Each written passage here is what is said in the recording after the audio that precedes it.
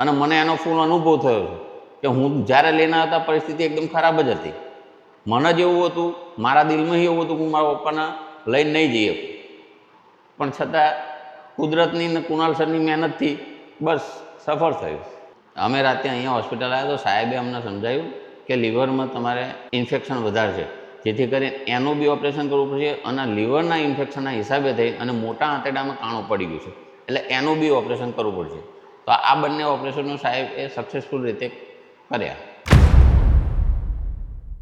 મારું નામ દેવેન્દ્રભાઈ મોતીભાઈ સોલંકી. મારું મૂળ વતન આણંદ જિલ્લાનું તારાપુર તાલુકાનું ખડા ગામ છે. હાલ હું ત્યાં ખડામાં જ રહું છું. આ મારા પિતા મોતીભાઈ સોલંકી છે.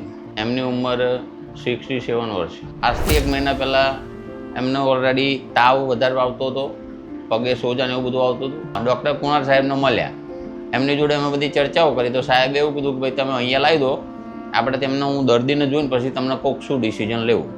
અમે રાતે અહીંયા હોસ્પિટલ આવ્યા તો સાહેબે અમને સમજાવ્યું કે લીવરમાં તમારે ઇન્ફેક્શન વધારે છે, જેથી કરીને એનું બી ઓપરેશન કરવું પડશે અને લીવરના ઇન્ફેક્શનના હિસાબે થઈ અને મોટા આંતરડામાં કાણું પડી ગયું છે, એટલે એનું બી ઓપરેશન કરવું પડશે. તો આ બંને ઓપરેશનો સાહેબે સક્સેસફુલ રીતે કર્યા. આજે લગભગ 1 મહિના ઉપર થઈ ગયું. બસ સાહેબ, મને તો અત્યારે મારી નજરે મને એવું લાગે છે કે સાહેબે ટ્રીટમેન્ટ કર્યા પછી લગભગ 70 થી 80% જેવો ફેર થઈ ગયો છે. નહીં, અત્યારે હાલ પૂરતું કોઈ દુખાવો કંઈ જ નહીં.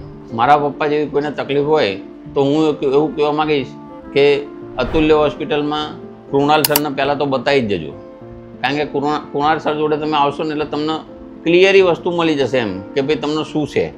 બાકી બીજે બધે તો શું થશે કે રિપોર્ટો કાઢશે, આ કાઢશે અને એમાં તમે વધારે પડતો ટાઈમ જતો રહેશે અને કદાચ દર્દી તમારા હાથમાં બી ના રહી શકે. અને મને એનો ફૂલ અનુભવ થયો છે કે હું જ્યારે લઈને હતા પરિસ્થિતિ એકદમ ખરાબ જ હતી.